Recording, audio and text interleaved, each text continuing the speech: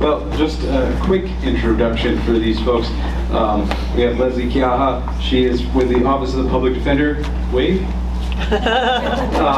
have Matthew Woodward, who's from the Office of the Prosecuting Attorney. We have James Biven, who is in private practice. Anne, as you've heard all about Anne already. Former supervisor for the Office of Public Defender in Kona and family court per diem judge. So,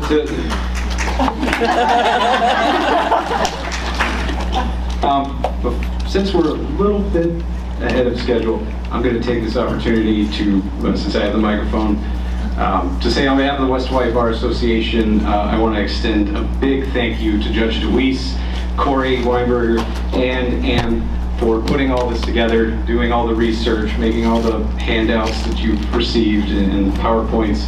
They did a great job. They really worked a lot and really hard over the summer to make this happen. So let's give a round of applause.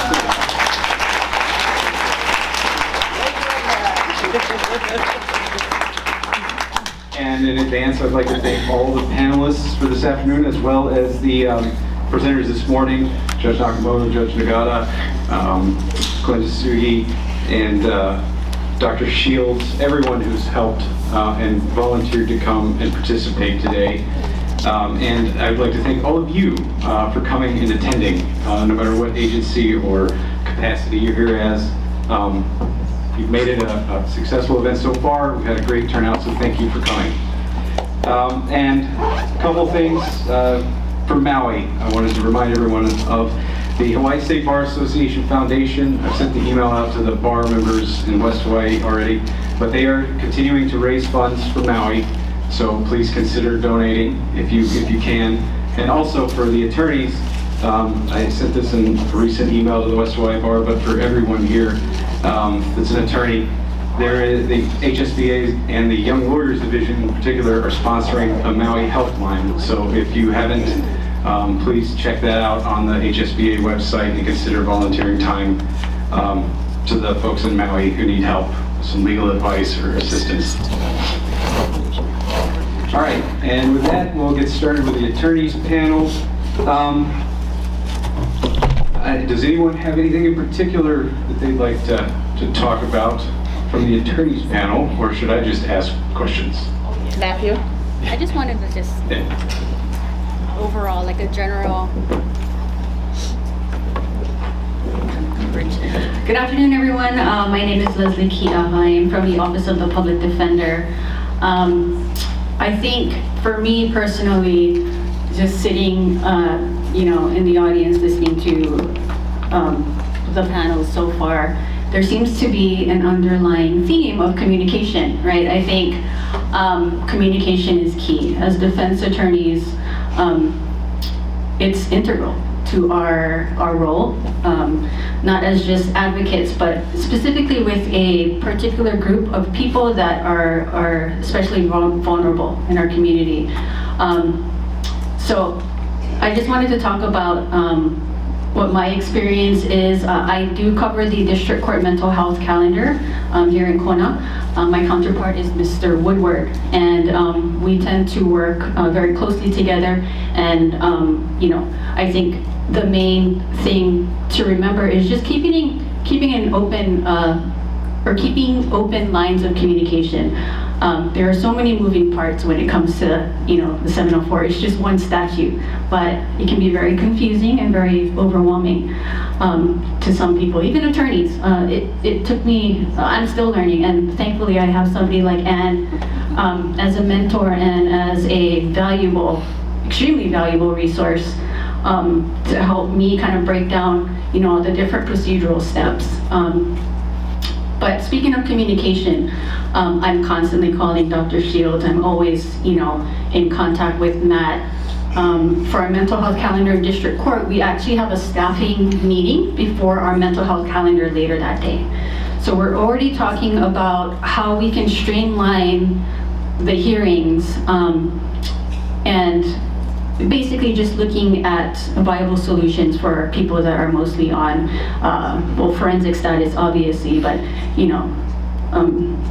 Usually they're on either CR, ROC, or they're committed. So Judge Taniyama, she is part of the team as well. Dr. Shields is always on for staffing, so by the time our calendar comes around, at 1 o'clock in the afternoon, everything is just smooth. We know what the plan is for everyone, we know where they are. So that's how district court mental health works. And another shout out I wanted to make was to the case managers, Care Hawaiʻi, Mental Health Kokua. For me, I like to stay in contact with them because they are on the ground working with our clients, right? We are basically just a conduit, and we have a specific duty and position, I guess, in the legal scheme of things. What else did I want to talk about? Department of Health for committed clients or consumers. I really stress to defense attorneys to make contact with the treatment team. I have contacts at Kahimohala. I can call Alan Feliciano or Jocelyn, Selda. At HSH, we have Leanne Nakata. So just knowing who the players are, I think, is really important. Intake. I know that you guys are vital too, because like doing the pretrial procedures, or when we're working very early on in a case with a 704 client and we can't find them, right? That's a big issue. I call intake. They give me, alternate contact numbers. So just maintaining contact, but most importantly, knowing who those important players are, I think is really key, especially for this particular group of individuals. So yeah, that's kind of what I wanted to point out.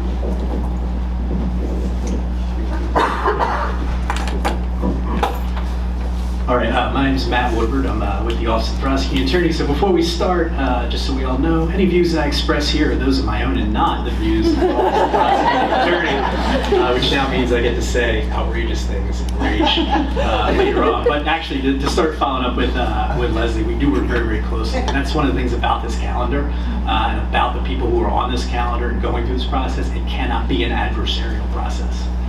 And from a prosecutorial standpoint, that means that you have to be ready to let cases go. Like those petty misdemeanors, when you've got somebody on, a C felony who may be unfit, or maybe a candidate for, conditional release or a misdemeanor, whatever it is, those contempt of courts, those disorderly conducts, those harassment cases, depending on the level of violence, they gotta go. Because you're just clogging up the calendar. So the goal here is not to get, we're not looking to punish people. Lezlie, will tell you that 60 to 70% of just a regular district court day calendar is people who have drug issues, mental health issues, or both. And we don't have services really in place for any of them. So that, unfortunately, kind of leaves us as sort of the last line to try to help these people. And it's not optimal. We're attorneys, we're not doctors. But at the end of the day, you can't approach this from an adversarial view. Convictions do not matter. Getting these people into treatment, getting them off of the streets, getting them into better situations is crime prevention. Right? So conviction doesn't solve your problem. This is a calendar where we can work together very closely and try to actually get people out of the criminal justice system as opposed to trying to keep them in it.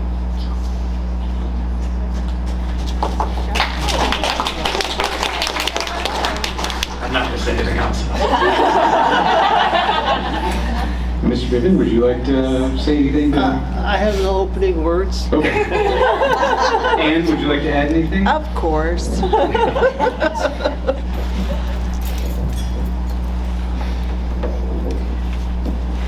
I want to follow Judge Hawk's lead and put a plug in for alternative diversion programs. Before COVID, we had quite a few. We had jail diversion, which was a very, very successful program. We had many graduates, and we would have little graduation parties in the courtroom. And we had a program called the Law Enforcement Assisted Diversion, which law enforcement would get out early in the morning with a treatment provider, and they would go around the parks and pick up people, and instead of, this was pre-arrest, So instead of arresting them and bringing them to court, they would divert them directly into services. That program died during COVID and has not been revived. And there are other examples of diversion programs across the country that we can be working on, participating in, and creating here.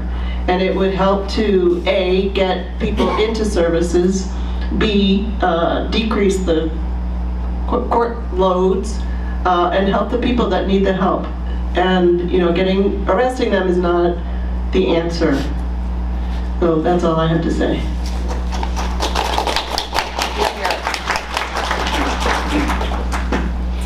All right. Well, I had some questions that I wanted to open up to the panel. And I'll start with a basic one. Rule 1.1 of the Rules of Professional Conduct in Hawaii that governs lawyers. It says a lawyer shall provide competent representation to a client. Competent representation requires legal knowledge, skill, thoroughness, and preparation reasonably necessary for the representation.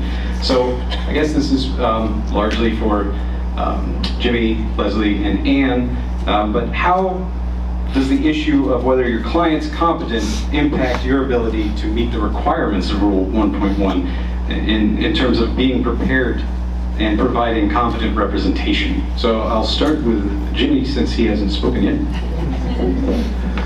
Well, sometimes it's difficult to know if somebody's fit, and so you have to talk to them. And so in one case that I have, I couldn't tell from reading the police reports and talking to the client that whether he was fit or not fit, but his story was so different than the police reports. But the prosecutor provided some information from long ago that showed he had a mental health issue 10 years ago. So, but for the prosecutor letting me know about a pre-sentence report, which I would never be able to see, I would not have known. But I was, you know, when the client tells you in a 2-hour interview, I'm not crazy 3 times, and no, I'm not hearing voices, you know, my initial reaction is to, I'm filing a motion for fitness.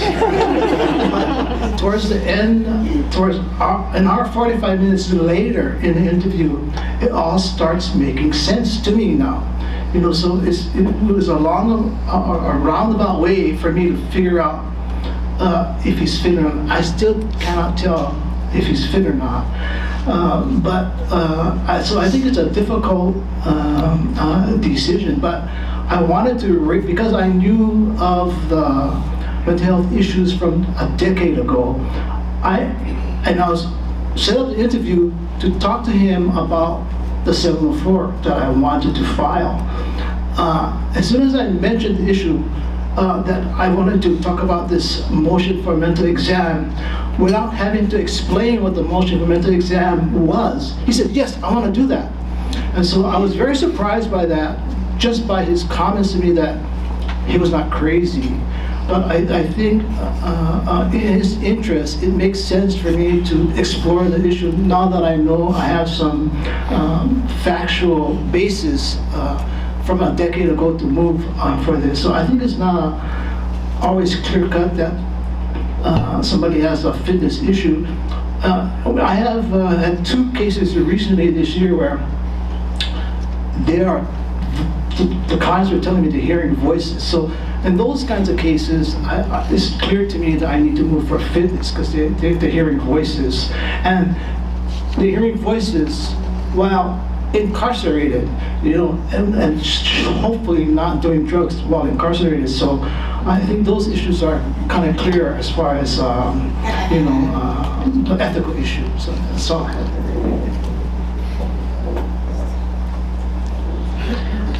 I think, Chase, in response to your question, whether a client is competent or not, you still have an ethical duty to zealously represent your client, to communicate with your client, and to explain the procedures. Whether they understand you or not, I think you still have the duty to communicate. And whether they understand it or not is not our response, you know, it's not our kuleana, right? But you still have a duty to communicate and help your client through the process and explain to them what's going on, and above all, treat them with respect and compassion. Yeah, I'd like to speak to that. I like to speak to that about treating them with respect. So this 2-hour client that I had that was just going what I thought was off to the deep end, I decided to hold my tongue and just listen. And so I just would ask the open-ended question instead of a cross-examined question in the interview.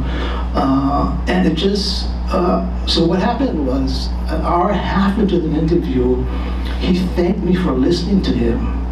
And so the lesson I learned was that you just gotta keep an open mind and not be so judgmental and that goes to respect, right? Not be so judgmental of the client when you have your own preconceived idea because you have some factual background that says something. So that's all I have to add. Yeah, I absolutely agree. As defense attorneys, we should be in contact with our clients. You know, recently we've been having issues, even on the circuit court level, where attorneys don't even know where their clients are placed after, you know, they're already on forensic status. But like I said, maintaining contact with treatment teams, and everybody is just so, you know, open to and willing to work. I think that's really important.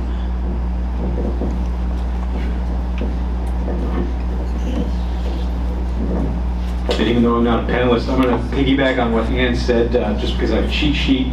Not only, she's absolutely right, you do have to continue to talk to your client, because that's what's in the rules. Rule 1.14 of the Rules of Professional Conduct specifically says, even when you're dealing with a client that has mental impairment, the lawyer shall, as far as reasonably possible, maintain a normal client-lawyer relationship with the client. So that includes the communication aspect.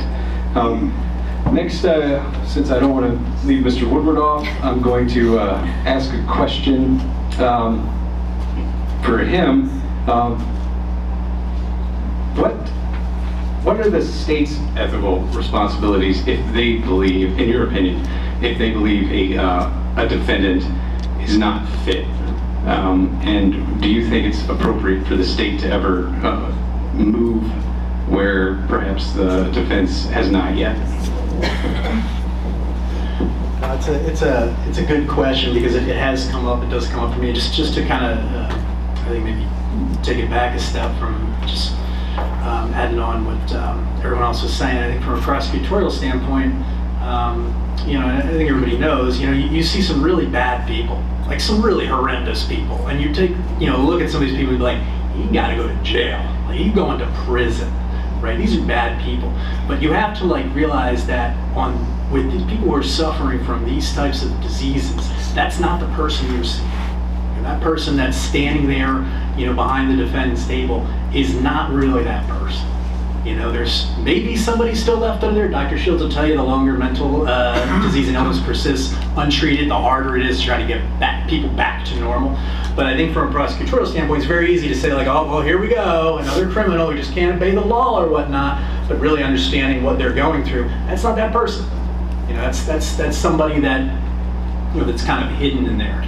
So I think, you know, to answer Chase's question, I give great deference to the defense attorneys, especially because a lot of times these motions will come up when they're initially being arraigned. A lot of times they're in custody and whatnot. So I will give great deference to the attorneys representing them. They get to talk to them, they get to hear them, they may have familiarity with them from other cases, they may have feedback from family members or whatnot with regards to what they're going through at this point.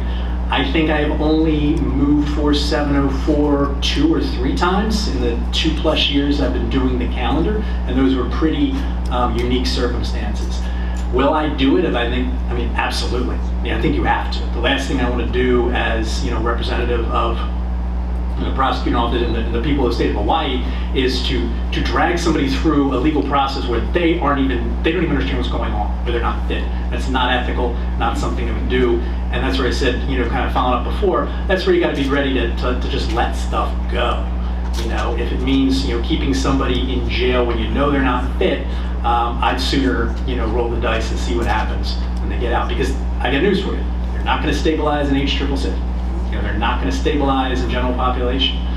So you also have to consider that too. But I think in terms of my view, always give huge deference to the defense counsel. If I disagree with them, we'll have a sidebar, we'll have a conversation. I want to see where they're coming from. But ultimately, if I feel like I don't know about this, you know, I will 704 them. But fortunately, it's been very few and far between. Chase, I'm sorry, I just wanted to add. So I actually didn't even answer Chase's question about our obligation, especially when competency is in question. So what I typically do is I will ask them, okay, do you understand what you're being charged with? Okay, do you know who the courtroom participants are? Kind of take them through the fitness restoration questions as a beginning, and then I'll ask them about their history of any mental health diagnoses, if any, and I will talk to family members. I will do my due diligence, look through the record. We have so much, you know, at our fingertips as attorneys. Sometimes it just takes a phone call. Sometimes you gotta, you know, log into Jeff's and look at the case history. So that's my procedure when I'm dealing with the issue of whether someone's competency is at issue.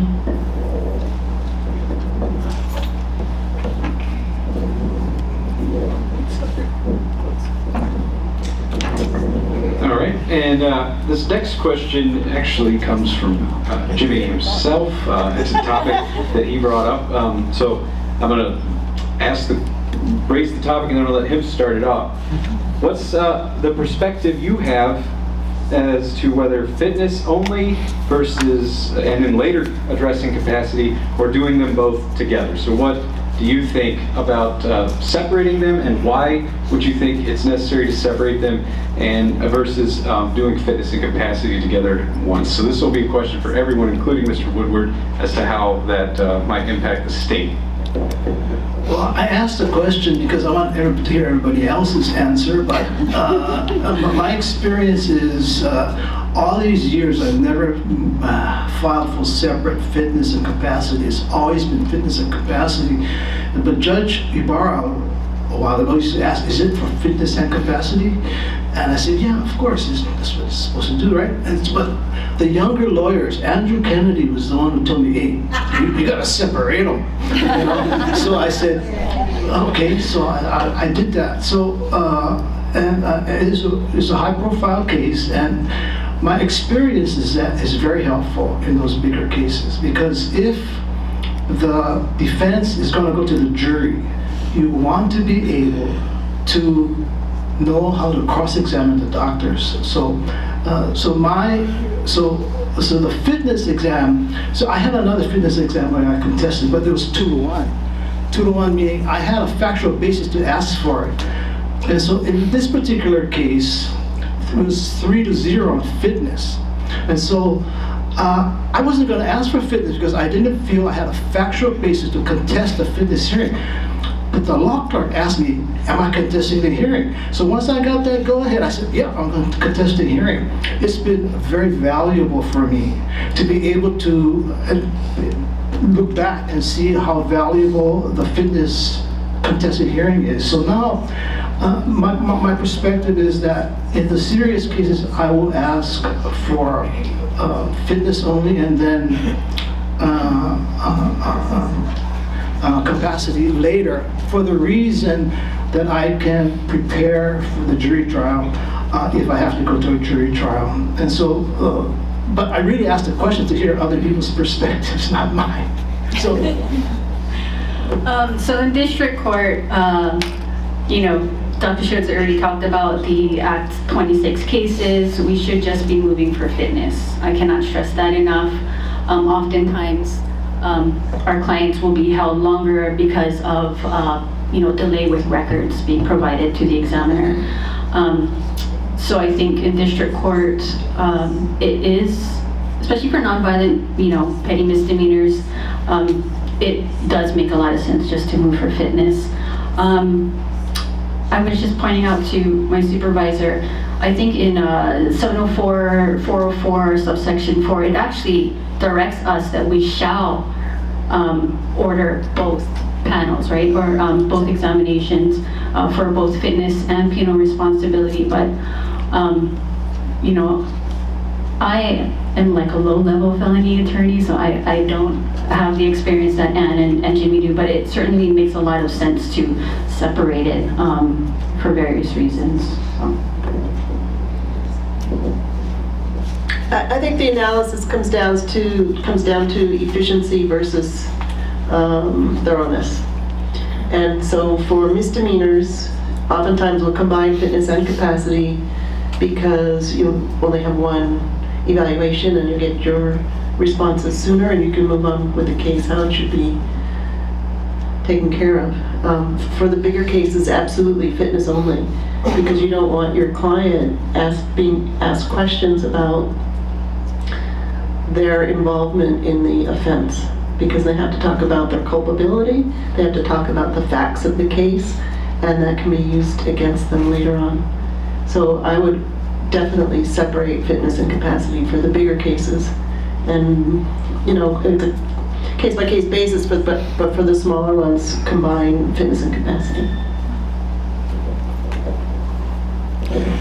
So I want to just make a comment about the statements to the providers for capacity for the examiners, because an issue that I have is that I require all my clients to give written statements of everything they want to tell me.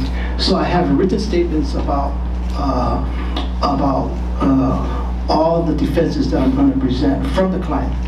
So in one case that I have, it was the question of whether I was going to submit the statements, a 12-page statement, written statement for my client to the examiners for capacity.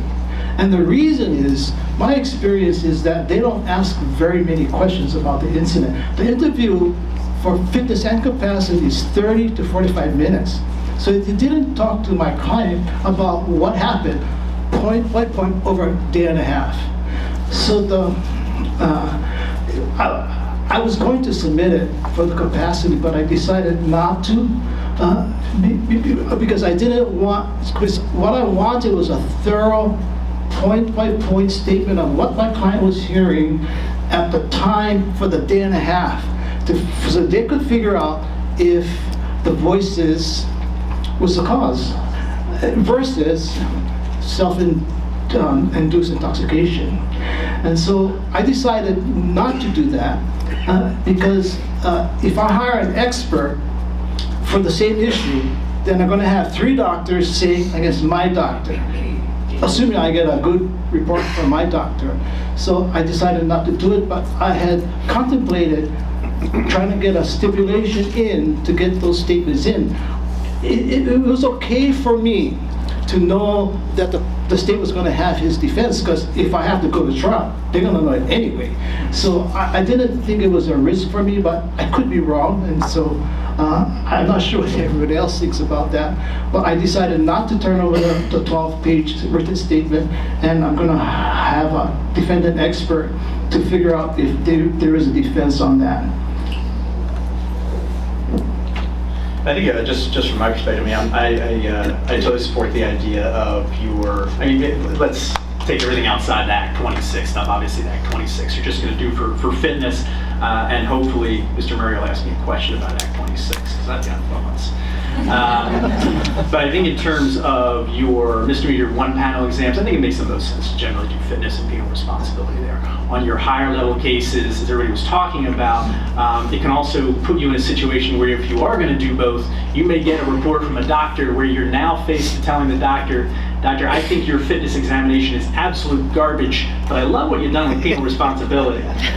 You're now in a really awkward situation where you're going to challenge him on the fitness, but say, totally good on penal responsibility. So I think you do want to separate those out, especially in the higher level cases with the 3-panel, in case you do have to challenge something, in case you do have an issue with the findings. Because really, if you want to do it all at once, you're really talking about 6 different moving parts on those higher cases. You're talking about 3 doctors coming back on fitness, and also opining on penal responsibility. So I think the less moving parts, especially in those higher level, more serious cases, the better to start to solidify and go from there.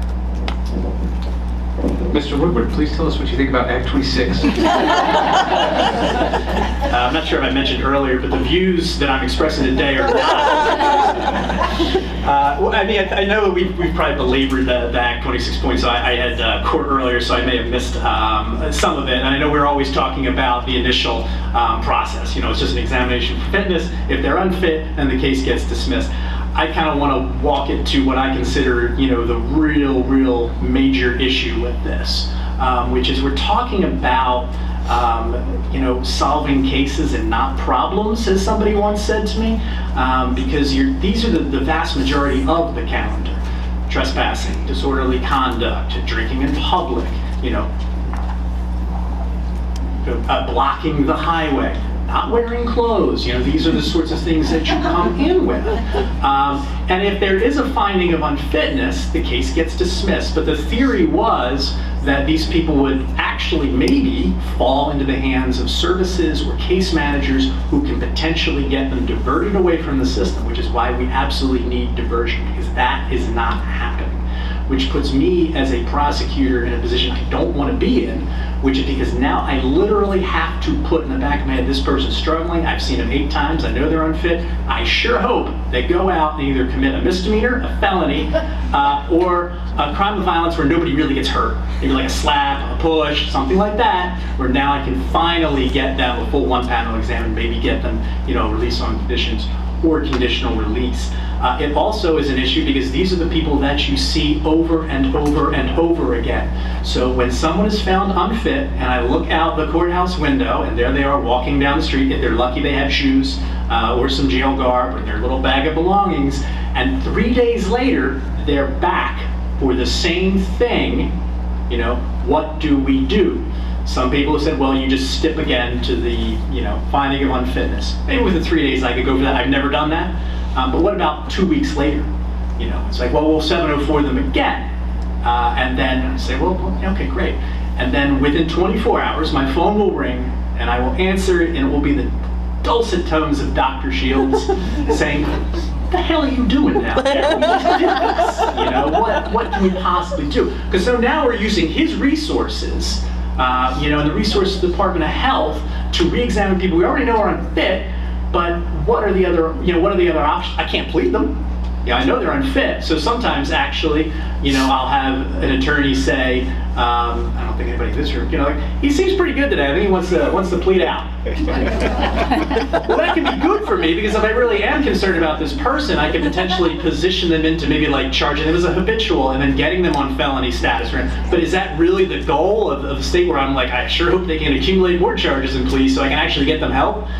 It's completely incongruous, I think, with anybody who wants to actually do some degree of justice or help people who are in these situations. So, this is the vast majority of our cases, and we gotta fix it, one way or another. And I get that we don't have the support system, we don't have the services, but we're continuing letting people out, who are challenged with housing, challenged with their mental health. They're not medicated, so they're gonna medicate themselves. And if there's one thing we know, meth and marijuana and anything else, these people are likely alcohol, is not going to help either.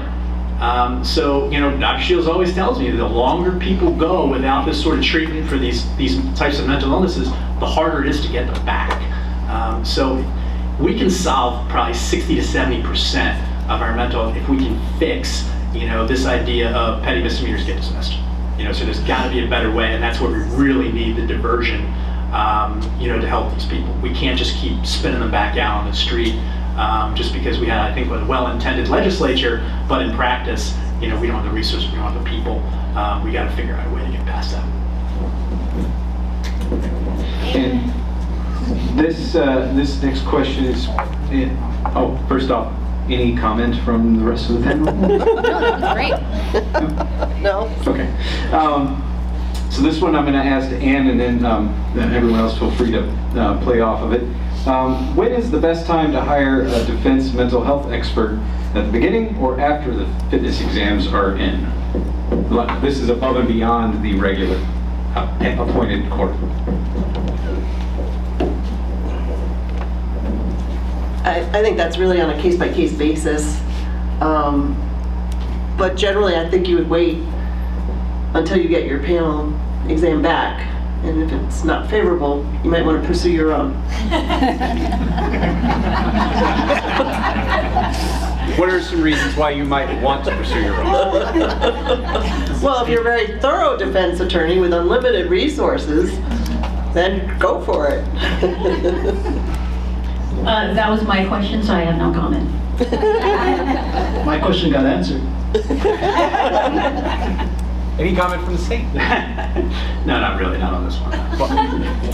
But I have a follow-up question. Okay. And this is regarding the ordering of the neuropsychological evaluations. Was that your question too, No, Jimmy? yeah, but- Yeah. So, there's some confusion or inconsistency as to when to order neuropsych and what is done with it. In my mind, and I could be wrong, you have a panel evaluation and the doctors might say, well, we're not sure we would really benefit if a full neuropsychological evaluation would be done. And then that report would be distributed to the panel examiners and they could supplement their report with that additional information. That's my interpretation, and I don't know if it's right. So my question to that comment is, well, what if the doctors, the panel, doesn't say we would benefit from a neuropsych exam? I feel like I'm a referee at a tennis match. Then you can ask for one. You can file a motion for one, and you can argue for it. So, I mean, that's happened, where you have to make the case that this is why it would benefit either the court or the panel evaluators.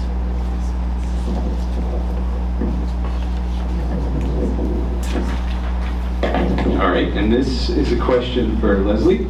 And then again, everyone else can piggyback off of that. Her response.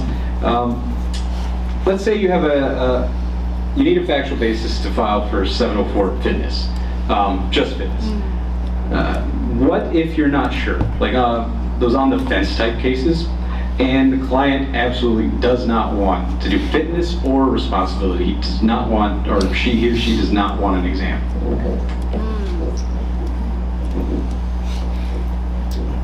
That's a really good question.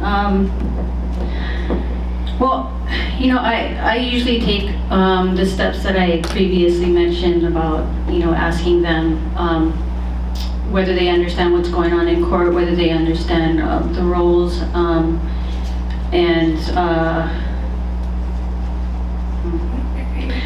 there is some deference, obviously, that we have to give to our clients and listen to them. So I think, I don't know, I do a lot of counseling, and I just listen to their needs, first and foremost. And if I get a report of a history,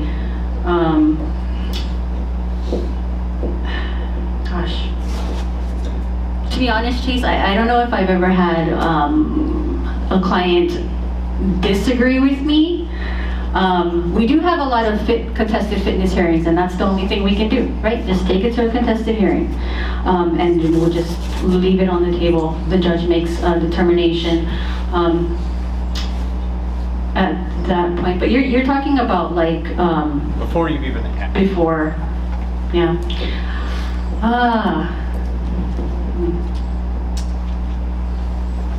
I don't know. I'll take a go. I don't think there are too many that are 50-50. I have a few clients who adamantly do not want a mental health evaluation. As a matter of fact, they don't even want a lawyer. As a matter of fact, they don't even want to talk to me. So in those situations, it's pretty clear that they are not capable of assisting me in their defense. So I don't know that I've had too many 50-50, but also I have to say I have a lot of difficult clients. So I haven't had that much of an ethical quandary as to, ooh, should I do this? I don't want to do it. Because if they're competent enough to tell me and articulate, yes, I want a lawyer, or no, I don't want a mental health evaluation, and if they can articulate that to me, I was like, yeah, you probably don't need one. Sounds like you can assist me in your defense. You know what you want, you understand the law, you understand your charges. So that's my answer. Yeah, I agree. I mean, like Ann said, I don't face a lot of those. I think just by talking to them enough and figuring out like what they really want out of a case. And I think a good question that I usually ask is, do you understand the penalties? You know, if you want to continue and you don't want us to suspend proceedings or even, you know, do an examination to see if you have a possible defense, are you going to be willing to face the possible consequences if you get convicted? So that's another consideration. Yeah, I don't go that deep into it and ask them all the legal ramifications. Basically, I asked the question then of, have you been under treatment for any mental illness? And so the answer was, yes, but I checked myself in and they let me go because nothing was wrong after a week. But when I get the PSI from a decade ago, it shows that he was schizophrenia was the diagnosis. And so I'm going, you know, what's up with this? And so it's not that easy for me on some cases. I know I can talk to the client about the legal consequences, but you know, for me, I see it as what's in the best interest of my client. So I'm not even to the point where I'm explaining the legal consequences of things at the moment because I haven't finished the story yet, but it's not that easy sometimes. And this is the most recent case that I had. Most cases are clear. You know, the voices are talking, or I have some other factual basis to move, and so it's not easy for me on this particular one. And I think in terms of, and I'm going to try to ruin it, because I think there is a, you know, there are some scenarios where we talk about fitness. We seem to have this sort of this bright line test for fitness. You know what the judge does? Yes, the judge is potentially deciding my innocence or guilt and is the arbiter of what's going on. You know what the jury does? Yes, they determine whether I'm guilty or not. What's your attorney do? Well, they defend me and try to get me, you know, the best result possible. And of course, everybody always says the same thing about the state. Do you know what the role of the prosecutor is? Yes, that the Jew is going to put me in jail. Every report. But then they subsequently say, yeah, I totally understand everything that's going on. And they're all secretly lizard people working for the CIA. You know, and we've had cases, obviously not one like that, where people totally understand the process. But there's other things that may lead them to believe they're not really fulfilling that second part, really, of fitness determination. Can they assist in their own defense, right? They may understand the proceedings, but that's it too. So you don't just have to rely on their understanding of the roles, you know, of what everybody in the courtroom does. You also have to say, can this person competently tell me things or assist in their defense? And I would argue in the scenario I just gave you, probably not. You know, so a fitness examination is appropriate. Once again, it's going to depend on the doctor you get. I get some doctors that will actually put that in their report. Yes, believes lizard people, CIA, everybody out to get them, but totally understands what can happen in court. Versus somebody's like, yeah, understands it, but doesn't really understand it, not going to be able to assist in their defense. So, you know, that's also an issue that you've got to review. And you also got to read, I know we're talking really kind of pre-fitness, you know, actual findings, reports. When you get the reports, you got to read them, you know, because sometimes doctors will help you out, and they'll put it in the top part of, you know, fit, responsible. And you say, no, great. And then you just move on. Read the report, because there's stuff in there that you may read and be like, actually, I'm not loving this fitness finding for these particular reasons. All right, and we got about 5 more minutes. Any questions from the audience for the panel? For neuropsych or alternative evaluations outside of a standard 3 panel for people that maybe have like diminished capacity, they have a low IQ, they have a TBI, like traumatic brain injury, or other physical impairments, what is your practice and what is best practice on how to explore that more through the alternative process while you're in separate reform plan? Did everyone in the back hear that? No. Oh, basically, correct me if I'm wrong, if you have a client with traumatic brain injury, some kind of neuropsychological issue, what's the process for getting a neuropsych evaluation? Is that a fair summary? Close enough, yeah. That's a question for Ann.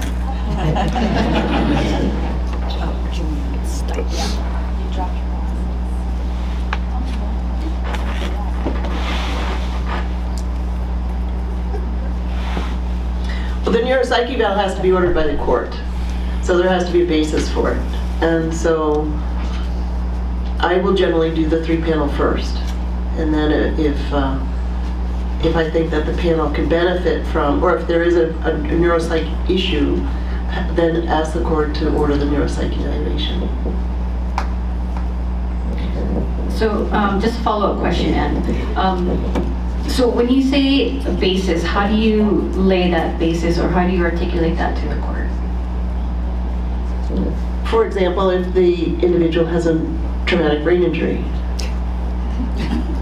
diagnosis, or has other issues. I don't know, maybe Dr. Shields would like to answer this question. I'll ask him later when he... Okay. Follow up with that, sorry, I'm stealing the opportunity, but let's say you have a client who's you don't know if he's had traumatic brain injury, you don't know, he hasn't been diagnosed, but for instance, he was in Afghanistan or Iraq, and he tells you he was involved in an IED explosion. So there's a potential there. Could that form part of your basis? Yes. Yes. Yes. I believe it's yes. Yes. Does that suspend proceedings? Yes. Yes. I think if it goes to the question of fitness, yes, Yes. right? If you're talking more of a capacity defense, which I have also seen personally, then it might not necessarily suspend it. The statute actually says physical and mental. Right. So it goes to the physical part, so it's just the first prong of the whole analysis. So if we all start with physical, a lot of people, I've used it for older people that may be suffering from dementia, suffering from like Alzheimer's. I did try it on one because there's a case online that's Stacey Fane talks about somnambulism, which is the sleepwalking. So yeah, so it's part of the physical. Yes, that's a good point. I hadn't got to that, but does anyone on the panel have any thoughts about physical capacity issues or clients that are war stories of? I had somebody who was deaf. Oh. Right, so when I was a public defender, I had a client who was deaf, and he did not know American Sign Language. Whoa, what's that? Yeah. Anyway, he didn't know American Sign Language, so he spoke a type of pidgin sign language. And Dawn's nodding her head because you were the clerk probably in that case. And we actually did like a fitness proceeding to determine if he was incapacitated as a result of a physical disease, defect, or disorder, meaning that he was deaf and he did not know American Sign Language, so he couldn't really communicate.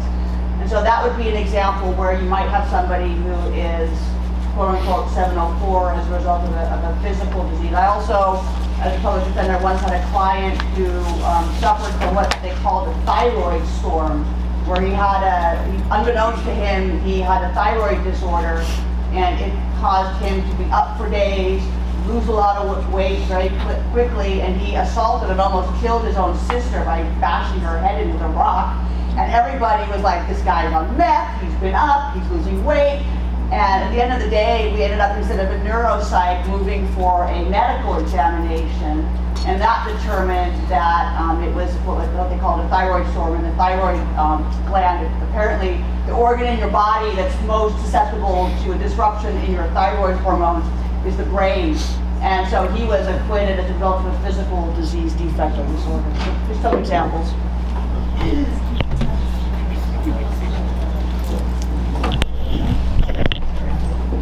Any other questions from the audience for this panel? You first. Yes, I saw you. Okay, is it neuropsychological? Does the report get shared with the prosecutor? I'm sorry? Does the neuropsychological report get shared with the prosecutor once it's ordered? Yes. Rick? So, going to the issue about physical defects, so there have been like examples of physical defects preventing someone's fitness to proceed. So is it really appropriate that there's a appointing of like psychiatrists and psychologists when a fitness issue is purely on medical fitness? And is there a way to just like have medical doctors appointed? That is a good question. Because psychiatrists are medical doctors, right? So I think you could appoint a different type of MD, you know, if you need, like I think in the case I talked about with the person with the thyroid storm, we instead of getting a neuropsych, we had a medical doctor. Not somebody who was on the panel, but somebody who just agreed to do it. We had the court appoint that individual in the case to do a medical exam. That information was then given to the psychiatrists and the psychologists for them to consider in their reports. All right, we've gone a little bit over. We're supposed to take a break at 2:30, but please join me in thanking the panel.